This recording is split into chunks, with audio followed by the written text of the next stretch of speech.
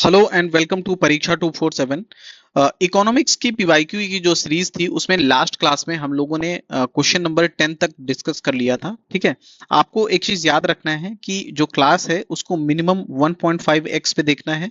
Reason being कि class में discussion के टाइम बहुत सारी चीजें लिखनी होती हैं जिसमें जो एक्स्ट्रा टाइम कंज्यूम होता है वो आप टाइम सेव कर सकें। इस वजह से आपको वीडियो को 1.5x पे देखना है। प्लस आपको डिस्क्रिप्शन में लिंक मिल जाएगा टेलीग्राम ग्रुप का, आप वहां से टेलीग्राम ग्रुप को ज्वाइन कर लीजिए और वहां से ये पीडीएफ को आप डाउनलोड कर सकते हैं। ठीक है, और अगर आपको कंटेंट पसंद आ रहा है तो प्लीज चैनल को सब्सक्राइब कर लीजिए। तो चलिए अपना डिस्कशन यहाँ से शुरू करते हैं। क्वेश्चन नंबर 11 है कि the percentage share of agricultural labour in total workers of Bihar is. ठीक है, तो क्वेश्चन जब पूछा गया था, ठीक है, तो ये नंबर दूसरा था, है ना। अभी 2026 के अकॉर्डिंग अगर बात करें तो जो बिहार की पॉपुलेशन है, ठीक है, उसका लगभग 75% पॉपुलेशन जो बिहार की है वो डायरेक्टली या फिर इनडायरेक्टली एग्रीकल्चर सेक्टर में एज अ लेबर, ठीक है, अपना कंट्रीब्यूशन देती है। ठीक है, तो आपको याद रखना है कि बिहार की लगभग 75% पॉपुलेशन डायरेक्टली या फिर इनडायरेक्टली एग्रीकल्चर सेक्टर से रिलेट करती है। तो ये आपको डेटा याद रखना है। आप यहाँ पे इसका करेक्ट आंसर देख सकते हैं कि 75% वर्कफोर्स जो है बिहार की वो लोग एग्रीकल्चर सेक्टर से बिलोंग करते हैं। ठीक है, उसके बाद फिर अगला क्वेश्चन देखेंगे कि Bihar economic survey for the first time was published for the financial year, है ना। तो हमने आपको लास्ट टाइम ये डिस्कशन करवाया था कि 2006 का टाइम था, 2006 का जो टाइम था, जो बजट था, उस टाइम पे इकोनॉमिक सर्वे भी जो है वो बिहार की लेजिस्लेटिव असेंबली में प्रस्तुत किया गया था। ठीक है, इसको रिप्रेजेंट किसने किया था, प्रेजेंट किसने किया था, जो तब के मिनिस्टर थे सुशील कुमार मोदी, है ना। तो सुशील कुमार मोदी थे, उन्होंने बिहार में पहली बार जो बिहार का इकोनॉमिक सर्वे था वो 2006 में प्रेजेंट किया था बिहार की लेजिस्लेटिव असेंबली में। ठीक है, आपको ईयर कि किस पर्टिकुलर ईयर में इकोनॉमिक सर्वे आया था पहली बार, प्लस किस पर्टिकुलर पर्सन ने वो इकोनॉमिक सर्वे को प्रेजेंट किया था बिहार की लेजिस्लेटिव असेंबली में, ये दोनों चीजें याद रखनी है। ठीक है, अगर एक पर्टिकुलर ईयर में ये क्वेश्चन आया है कि किस पर्टिकुलर ईयर में प्रेजेंट किया गया था, तो अगली बार उस मिनिस्टर का नाम पूछ सकता है कि कौन से फाइनेंस मिनिस्टर थे जिन्होंने इसको प्रेजेंट किया था। ठीक है, तो आपको दोनों चीजें याद रखना है। अगला यहाँ पे आप इसका करेक्ट आंसर देख सकते हैं। अगला क्वेश्चन है कि when did Bihar state introduce the green budget for the first time. ठीक है, तो बिहार में अभी हम लोगों ने इकोनॉमिक सर्वे का देखा था कि 2006 वाला टाइम था जब सुशील कुमार मोदी ने वहां पे इकोनॉमिक सर्वे को प्रेजेंट किया था। ठीक है, अब इस क्वेश्चन में कह रहा है कि बिहार में पहला ग्रीन बजट किस पर्टिकुलर ईयर में वहां पे इंट्रोड्यूस किया गया था। ठीक है, तो 2020 और 21 वाला जो टाइम था उस उस पर्टिकुलर ईयर में बिहार में पहली बार ग्रीन बजट को इंट्रोड्यूस किया था। ठीक है, तो डेट उस दिन कौन सी थी, 1 फेब 2021, है ना, 2021। तो 1 फेब 2021 को बिहार में फर्स्ट टाइम वहां का ग्रीन बजट को एक हिसाब से प्रेजेंट किया गया था, है ना। और ये जो ग्रीन बजट है, अगर आप इंडिया के पर्सपेक्टिव से देखें कि अगर आप देखें कि इंडिया में किस पर्टिकुलर ईयर में ग्रीन बजट जो है वो लाया गया था, तो इंडिया में अब तक ग्रीन बजट लाया ही नहीं गया है ना। Till date no green budget have been published by Indian government, है ना। तो इंडिया की जो सेंट्रल गवर्नमेंट है वहां भी ग्रीन बजट नहीं लाया गया है, बट सेंटर में जो है स्टेट की जो असेंबली है वहां पे ग्रीन बजट लाया जा चुका है। ठीक, तो ये आप याद रखेंगे। उसके बाद फिर आप यहाँ पे इसका करेक्ट आंसर देख सकते हैं कि 2020-21 वाला टाइम था, वहां बिहार में पहली बार जो है ग्रीन बजट लाया गया था। ठीक, उसके बाद फिर अगला क्वेश्चन देखेंगे कि what is the percentage of population in Bihar state employed in agriculture sector in 2017-18। ठीक है, तो 2017-18 में बिहार की पॉपुलेशन जो थी, कितनी पॉपुलेशन वहां के एग्रीकल्चर सेक्टर में थी। ठीक, तो हम लोगों ने भी दो क्वेश्चन पहले डिस्कस किया है कि करंट में मतलब 2025-26 में बिहार की लगभग 75% पॉपुलेशन जो है वो एग्रीकल्चर में काम करती है। ठीक है, तो बिहार के अगर मतलब 10 लोग हैं तो 10 लोगों में से लगभग 7 से 8 लोग जो हैं वो एग्रीकल्चर सेक्टर में काम करते हैं। ठीक, तो आपको 75 नंबर याद रखना है कि 75% population of Bihar is engaged in agriculture sector. और इसके पहले वाली क्लास में हम लोगों ने डिस्कस किया था कि एग्रीकल्चर और अलाइड सेक्टर जो होते हैं वो प्राइमरी सेक्टर में आते हैं। ठीक है, तो आप लास्ट क्लास में ध्यान से देख लेना एक बार कि कौन कौन से सेक्टर जो हैं वो प्राइमरी सेक्टर में आते हैं, कौन कौन सेक्टर जो है वो सेकेंडरी सेक्टर में आते हैं, सिमिलरली कौन कौन से सेक्टर जो हैं वो टर्सरी सेक्टर में आते हैं। ठीक, तो अगर आज के पर्सपेक्टिव से देखा जाए तो आंसर आपका हो जाएगा नन, क्योंकि 75% जो पॉपुलेशन है बिहार की, है ना, वो एग्रीकल्चर सेक्टर में एम्प्लॉयड है। उसके बाद फिर हम अगला क्वेश्चन देखेंगे कि the growth rate of the tertiary sector in Bihar during 2025 was. ठीक है, तो अगर हम देखें कि 2025 का जो साल है उस साल में जो टर्सरी सेक्टर है वो कितने परसेंट से ग्रो किया है। ठीक है, तो वो जो है पर्टिकुलर परसेंट वो है 13.5। ठीक है, तो बिहार का टर्सरी सेक्टर मतलब सर्विस सेक्टर, है ना, वो कितने परसेंट से ग्रो किया है? 13.5% से। ठीक है, तो 13.5% से बिहार का जो टर्सरी सेक्टर है उसने ग्रोथ किया है। आपको ये डेटा याद रखना है। यहाँ पे आप इसका करेक्ट आंसर देख सकते हैं कि बिहार का जो टर्सरी सेक्टर है उसकी ग्रोथ 13.5% हुई है 2025 में। ठीक है, ये आप याद रखेंगे, एग्जाम पॉइंट ऑफ व्यू से बहुत इंपॉर्टेंट है। अगला क्वेश्चन है कि the gross state domestic product of Bihar at current price in the year 2025 is. ठीक है, तो बिहार की जीडीपी, है ना, बिहार की जीडीपी, जीडीपी को वो बिहार की जीडीपी मतलब स्टेट की जीडीपी को इंग्लिश में क्या बोलेंगे? ग्रॉस स्टेट डोमेस्टिक प्रोडक्ट, है ना। हम लोगों ने लास्ट क्लास में ये भी डिस्कस किया था कि जीडीपी क्या होती है। तो जीडीपी होती है कि all the final value of all the final goods, ठीक है, the total value of all the final goods and services produced within the state, है ना, within the boundary of a state।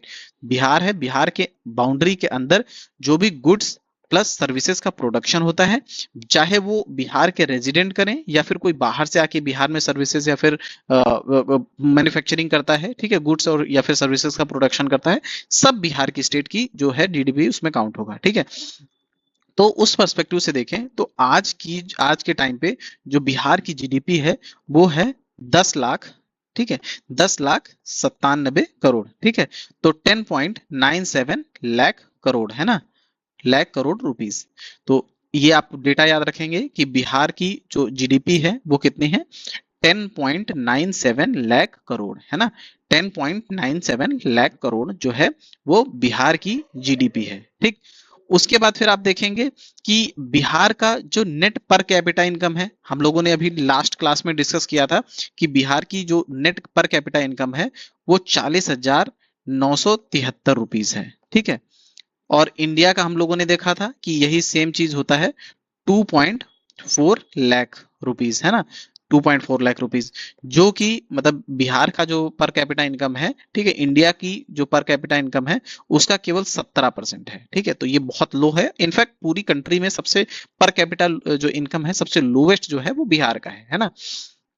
Similarly हम लोगों ने जैसे यहाँ पे बिहार की स्टेट की जीडीपी के बारे में देखा, उसी वजह से उसी तरह अगर हम देखें इंडिया की जीडीपी कितनी है, तो इंडिया की जीडीपी अभी जुलाई 2025 के अकॉर्डिंग, ठीक है, आईएमएफ के अकॉर्डिंग जो बिहार की सॉरी इंडिया की जो जीडीपी है वो है 4.15 ट्रिलियन। ठीक है, तो इंडिया की जीडीपी कितनी है? 4.15 ट्रिलियन डॉलर, है ना, जुलाई 2026 के अकॉर्डिंग इंडिया की जीडीपी 4.15 ट्रिलियन है। ठीक है, जो कि दुनिया में 6th लार्जेस्ट है। ठीक है, इंडिया एक टाइम पे 4th पोजीशन पे पहुंच गया था लेकिन फिर से 6th पोजीशन पे आ गया है। ठीक है, तो अगर हम देखें अगली स्लाइड पे डिस्कस कर लेते हैं। ठीक है, तो ये बिहार की अगर आप जीडीपी की बात करें तो बिहार की जीडीपी है 10.97 लाख करोड़। ठीक है, आप डेटा याद रखेंगे बिहार की जीडीपी के बारे में। उसके बाद हम लोग इंडिया की जीडीपी की बात कर रहे थे। ठीक है, तो इंडिया की जीडीपी कितनी है? 4.15 ट्रिलियन डॉलर। ठीक है, ट्रिलियन डॉलर। ठीक है, और ये कौन बताता है? आईएमएफ के अकॉर्डिंग। उसके बाद फिर हम देखेंगे कि अगर मतलब जैसे इंडिया की 6th पोजीशन है तो टॉप 5 का आपको जो पता होना चाहिए, तो पहले नंबर पे आता है यूएसए। ठीक है, यूएसए की आज की डेट में लगभग 32 से लेके 33 ट्रिलियन डॉलर है। ठीक है, उसके बाद फिर सेकेंड नंबर पे आता है चाइना। ठीक है। चाइना, चाइना की जीडीपी की कितनी है? 20 से 21 ट्रिलियन डॉलर, है ना। तो यूएसए और चाइना में देखिए कितना अंतर आ गया, लगभग 12 ट्रिलियन का अंतर आ गया, 12-13 ट्रिलियन का, है ना। उसके बाद फिर आप शॉक्ड होंगे कि जो थर्ड पे है, ठीक है, वो है जर्मनी। और जर्मनी की जो जीडीपी है वो केवल है 5.5 ट्रिलियन डॉलर, ठीक है। अब देखिए डिफरेंस, देखिए कि जर्मनी को अगर चाइना को बीट करना है तो उसको अपनी जीडीपी का एटलीस्ट 4 टाइम्स करना होगा, ठीक है, तब वो चाइना को बीट कर सकता है। उसके बाद फिर इसी तरह हम अगर फोर्थ पोजीशन पे देखें तो फोर्थ पोजीशन पे आता है जापान, ठीक है। अब उतना ज्यादा डिफरेंस नहीं है, जापान और जर्मनी में ज्यादा डिफरेंस नहीं। जापान की जो जीडीपी है, ठीक है, वो है 4.3 ट्रिलियन डॉलर। सिमिलरली अगर फिफ्थ रैंक की बात करें तो फिफ्थ रैंक है यूनाइटेड किंगडम की, है ना। और इसकी कितनी जीडीपी है? 4.2 ट्रिलियन डॉलर। उसके बाद सिक्स्थ रैंक पे हमारा इंडिया आता है, ठीक है। इंडिया की जीडीपी हम लोगों ने अभी डिस्कस किया कितनी है? 4.15 ट्रिलियन डॉलर, है ना। तो आप देखिए कि जो टॉप की दो इकोनॉमीज हैं, ठीक है, यूएसए और चाइना, उसमें 10 से 12 ट्रिलियन का डिफरेंस है। उसके बाद आप डिफरेंस देखिए कितना ज्यादा बढ़ जाता है। जर्मनी की जो जीडीपी है वो 5.5 ट्रिलियन है, जापान की जो जीडीपी है वो 4.3 ट्रिलियन है। सिमिलरली जो यूनाइटेड किंगडम है, ठीक है, उसकी जीडीपी ब्रिटेन की 4.2 ट्रिलियन है। सिमिलरली इंडिया की जीडीपी 4.15 ट्रिलियन है, ठीक है। तो आप यहां से याद रखेंगे। उसके अलावा आपको ये भी याद रखना है, एक पेज यहां से ऐड कर लेते हैं, उस पर डिस्कस करते हैं हम लोग, ठीक है। हाँ, ये ऐड कर लिया। उसके बाद फिर आपको याद रखना है कि जो जीडीपी होती है, ठीक है, जीडीपी होती है एक तो करंट प्राइस, है ना, उसकी होती है। उसके अलावा एक होती है पीपीपी के टर्म में, है ना। पीपीपी के टर्म का मतलब होता है कि अगर एक कप आप टी लेते हैं इंडिया में, है ना, सिमिलरली अगर एक कप टी लेते हैं आप यूएसए में, है ना, उस पर्टिकुलर कप की वैल्यू या फिर उस पर्टिकुलर कमोडिटी की वैल्यू के अकॉर्डिंग, है ना, जो भी इंडिया में गुड्स एंड सर्विसेज हैं उनका प्रोडक्शन होता है, ठीक है, या फिर जो भी चीजें इंडिया में है उन और जितने की वो मिलती हैं, ठीक है, वैसे ही सेम चीज यूएसए में भी होगा, ठीक है। हो सकता है कि यूएसए में चीजें महंगी हो, ठीक है, वहां की एक अगर चाय है, अगर $1 की है, ठीक है, तो इंडिया में वो तो हो जाएगा 90 रुपीज के आसपास चल रहा है। तो क्या इंडिया में चाय 90 रुपए की मिलती है? नहीं मिलती है। इंडिया में तो जो चाय है वो लगभग 10 से 20 रुपए में मिल जाती है। तो इस वजह से मतलब चीजों के प्रोडक्ट के प्राइस के अकॉर्डिंग अगर हम चीजों को कंपेयर करते हैं तो उसको बोलते हैं पीपीपी टर्म, है ना, परचेजिंग पावर पैरिटी, ठीक है। उस अकॉर्डिंग अगर हम देखें, ठीक है, जीडीपी, तो सबसे बड़ी जो जीडीपी है वो होती है चाइना की, है ना। पीपीपी के टर्म में चाइना जो है वो दुनिया की सबसे बड़ी जीडीपी है और उसका नंबर कितना है? 44 ट्रिलियन डॉलर, है ना। 44 ट्रिलियन डॉलर की इकोनॉमी हो जाती है अगर पीपीपी की टर्म में देखें, किसकी? चाइना की। और सेकेंड नंबर पे आता है यूएसए, ठीक है। तो पीपीपी टर्म में चाइना ने एक हिसाब से सरपास कर लिया है ऑलरेडी यूएसए को, ठीक। आपको ये चीजें याद रखनी है, ठीक है, बहुत मतलब छोटी चीजें हैं लेकिन ये अगर एग्जाम में आ जाएंगी तो आपके पास दो ही कंडीशन है, या तो आपको आती हैं या तो नहीं आती है ना। और ऐसे क्वेश्चंस में आप गेस नहीं कर सकते, ऐसे क्वेश्चन में आप तुक्का लगाने को लगा सकते हैं लेकिन ऐसा नहीं कि कोई कैलकुलेटेड गेस कर सके। तो उस हिसाब से देखेंगे कि यूएसए की जो जीडीपी है पीपीपी की टर्म में वो है 32 ट्रिलियन डॉलर, है ना। और तीसरे नंबर पे आ जाता है इंडिया। इंडिया की जीडीपी कितनी है पीपीपी के टर्म में? इंडिया की जीडीपी है 19 ट्रिलियन डॉलर, है ना। तो आप ये तीनों याद रखेंगे कि पीपीपी के टर्म में जो दुनिया की टॉप 3 जीडीपी हैं वो है पहले नंबर पे चाइना, दूसरे नंबर पे यूएसए और तीसरे नंबर पे इंडिया। इंडिया की जीडीपी 19 ट्रिलियन डॉलर है, ठीक है, पीपीपी के टर्म में। और उसी तरह आप याद करिए कि अभी हम लोगों ने लास्ट स्लाइड में डिस्कस किया कि इंडिया की जीडीपी जो है, ठीक है, अभी के टाइम कितनी है? 4.15 ट्रिलियन डॉलर, ठीक है। और इंडिया में ग्लोबल में कौन सी रैंकिंग है? इंडिया की 6th रैंकिंग है, ठीक। तो आप यहां से ये चीजें याद रखेंगे। अगला क्वेश्चन हम लोग डिस्कस करेंगे अगला क्वेश्चन है कि in Bihar which sector recorded the highest growth during 2005 and 6 to 2014-15। ठीक है, तो 2005 और 6 और 2014-15 मतलब एक हिसाब से 10 साल में किस पर्टिकुलर सेक्टर ने सबसे हाईएस्ट ग्रोथ जो है वो रिकॉर्ड की थी। ठीक, तो तब के ऑप्शन थे एग्रीकल्चर, बैंकिंग, ठीक है, रजिस्टर्ड मैन्युफैक्चरिंग सेक्टर या फिर ट्रांसपोर्ट, है ना। तो उस टाइम नन ऑप्शन था। ठीक, लेकिन अगर इसी सेम क्वेश्चन को आप 2026 के अकॉर्डिंग अगर पूछें कि लास्ट ईयर 2025 में कौन सा सेक्टर था जिसने हाईएस्ट ग्रोथ जो है वो रिकॉर्ड की थी 2025 में, है ना, लास्ट ईयर, तो वो हो जाता है जो आपका सेकेंडरी सेक्टर है। ठीक है, सेकेंडरी सेक्टर को आप क्या बोलते हैं, सर्विस सेक्टर। ठीक है, तो जो सेकेंडरी सेक्टर है उसने बिहार में सबसे ज्यादा ग्रोथ शो की है। ठीक है, लास्ट ईयर में, और कितनी ग्रोथ थी, तो 15.5%। ठीक, तो आप अगर आ जाता है कि टर्शरी सेक्टर बिहार में लास्ट ईयर में कितना ग्रो किया है, तो आपको डेटा याद रखना है कि 15.5%, मतलब 15.5%। ठीक है, सर्विस सेक्टर ने लास्ट ईयर ग्रोथ शो की है। उसके बाद फिर आप इसका करेक्ट आंसर देख सकते हैं कि उस पर्टिकुलर ईयर में नन ऑप्शन सही होगा। अगला क्वेश्चन है कि the reason for maximum number of people below poverty line in the state of Bihar is. ठीक है, तो बिहार में जो नंबर ऑफ पीपल, जो ज्यादा नंबर ऑफ पीपल, मतलब जो मेजर जंक है, ठीक है, मेजर चंक है, वो पॉवर्टी लाइन के नीचे जो है उसका रीजन क्या है। ठीक है, यहाँ पे पहला ऑप्शन दिया हुआ है कि फेल्योर ऑफ लैंड रिफॉर्म्स। ठीक है, तो बिल्कुल सही है कि बिहार में लैंड रिफॉर्म बहुत अच्छा नहीं हुआ है। रीजन बीइंग, अगर आज की डेट में आप डेटा देखेंगे, ठीक है, तो अगर लैंड फ्रेगमेंटेशन इतना ज्यादा है कि लोगों के पास मतलब 1 एकड़ जमीन भी नहीं है ना, बहुत कम जमीन है। बाकी जिसके पास जमीन है, ठीक है, जिसके पास लैंड है, उनके पास 200-200, 300-300 बीघे लैंड है। तो ये मतलब एक हिसाब से हमारे यहाँ बिहार में जो लैंड रिफॉर्म्स हुए हैं वो अच्छे से नहीं हुए हैं, इसी वजह से ये कंडीशन बनी हुई है। दूसरा है लैक ऑफ पॉलिटिकल विल। ठीक है, तो अभी हम लोगों ने देखा था क्या कि जो 20 साल पहले कंडीशंस बनी हुई थी, है ना, सेम कंडीशंस आज भी बनी हुई हैं।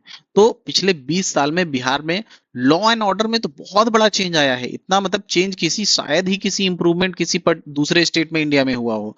लेकिन अगर बात करें गरीबी को हटाने में, ठीक है, बात करें लोगों के अपलिफ्टमेंट में, बात करें एजुकेशन में, ठीक है, तो इंडिया में सबसे कम परसेंटेज पॉपुलेशन जो है, ठीक है, वो बिहार की एजुकेटेड है। ठीक है, तो बिहार मतलब इंडिया में सबसे कम परसेंटेज जो कहीं भी पॉपुलेशन जो है कम पढ़ी लिखी है, तो वो है बिहार में। ठीक, तो यही सारे रीजंस हैं कि पॉलिटिकल विल, बिल्कुल कम पॉलिटिकल विल है। अगला क्वेश्चन है कि larger number of working class. ठीक है, तो बिहार में बहुत सारे लोग जो हैं लेबर क्लास, यहाँ पे अगर मतलब इस चीज को अगर करेक्टली लिखा जाए तो वो लेबर क्लास की बात कर रहे हैं कि हाँ, तो बिहार में ये चीज सही है, जो बिहार में मोस्ट ऑफ द पॉपुलेशन जो है वो एज अ वर्कर काम करती है। ठीक है, गवर्नमेंट को चाहिए कि ऐसी चीजों में पैसा इन्वेस्ट किया जाए जैसे बिहार के लोगों में एंटरप्रेन्योरशिप वाली स्किल्स आए। ठीक है, बिहार के लोगों को जॉब प्रोवाइड कर सकें। ठीक है, तो जैसे मतलब वही होता है कि आपको जॉब्स जो है क्रिएट करने के लिए बहुत सारे सेक्टर में आपको काम देने पड़ेंगे। मतलब जैसे स्किल्स को बढ़ाना होगा, ठीक है, एजुकेशन को बढ़ाना होगा, ये सारी चीजों पे आपको काम करना पड़ेगा। तो यहाँ पे जो तीनों रीजन है ये सही हो जाते हैं। ठीक है, तो आप इसका करेक्ट आंसर देख सकते हैं। यहाँ पे जो तीनों रीजन है, failure of land reforms, lack of political will and larger number of working class, ठीक है, लेबर क्लास, तो ये तीनों ऑप्शन जो है आपके सही हो जाते हैं। उसके बाद फिर अगला क्वेश्चन है कि the Niti Aayog estimated the following percentage of below poverty line for Bihar in 2025। ठीक है, तो नीति आयोग मतलब गवर्नमेंट का थिंक टैंक जो है नीति आयोग, वो क्या बोल रहा है कि बिहार की लगभग 33.76 की लगभग 34% जो बिहार की पॉपुलेशन है वो बिलो पॉवर्टी लाइन के नीचे है। ठीक है, मतलब उसके पास सफिशिएंट रिसोर्सेज नहीं है इनकम जनरेट करने के। ठीक है, उसकी इनकम उतनी नहीं है, गवर्नमेंट के सपोर्ट से ही वो चल रहा है। जो गवर्नमेंट के बहुत सारे मतलब सोशल सर्विसेज होती हैं उसके अकॉर्डिंग उसका एक हिसाब से काम चल रहा है। ठीक है, तो आपको याद रखना है कि नीति आयोग के अकॉर्डिंग बिहार में कितने लोग बिलो पॉवर्टी लाइन है, तो 33.76% है ना। तो यहाँ पे आप इसका करेक्ट आंसर देख सकते हैं। उसके बाद फिर अगला क्वेश्चन है कि Bihar government has introduced the comprehensive financial management system on 1 April 2019। This system, ठीक है, इस पर्टिकुलर सिस्टम का काम क्या होगा। ठीक है, तो यहाँ पे पहले ऑप्शन में दो ऑल दिया हुआ है, ठीक है, एक एक्सट्रीम वर्ड है, ठीक है, बट आप इससे कंफ्यूज नहीं होंगे। जो CFMS था, इसका मेन काम यही था कि it will make all the financial activities in the state online and paperless, ठीक है। तो जो भी फाइनेंशियल एक्टिविटीज हैं बिहार में, ठीक है, ये उसको ऑनलाइन या फिर पेपरलेस बनाने की कोशिश करेगा, ठीक। तो आपको याद रखना है कि फाइनेंशियल मैनेजमेंट सिस्टम जो है वो क्या करेगा, बिहार में जो भी फाइनेंशियल एक्टिविटीज हैं उसको ऑनलाइन करने की या फिर पेपरलेस करने की कोशिश करेगा, ठीक है। तो आपको ये याद रखना है। और जो अभी क्या हुआ है कि CFMS जो था उसको अब लाया गया है CFMS 2.0, है ना। ये कब लाया गया है, 1 जनवरी को, ठीक है, 1 जनवरी 2025 को, ठीक। तो आपको यहाँ से याद रखना है। और एक काम करते हैं, आप इसका करेक्ट आंसर यहाँ पे देख लीजिए। और अभी इस क्लास में हम लोग अपना डिस्कशन यहीं पे खत्म करते हैं, ठीक है। आपको अगर कंटेंट पसंद आ रहा है तो आप चैनल को सब्सक्राइब कर लीजिए, और डिस्क्रिप्शन में आपको टेलीग्राम ग्रुप का लिंक मिल जाएगा, वहां से आप टेलीग्राम ग्रुप को ज्वाइन कर लीजिए, ठीक है। आगे के क्वेश्चंस जो हैं इकोनॉमी के, उनको हम अगले क्लास में डिस्कशन करेंगे, ठीक है। चलिए, थैंक यू सो मच।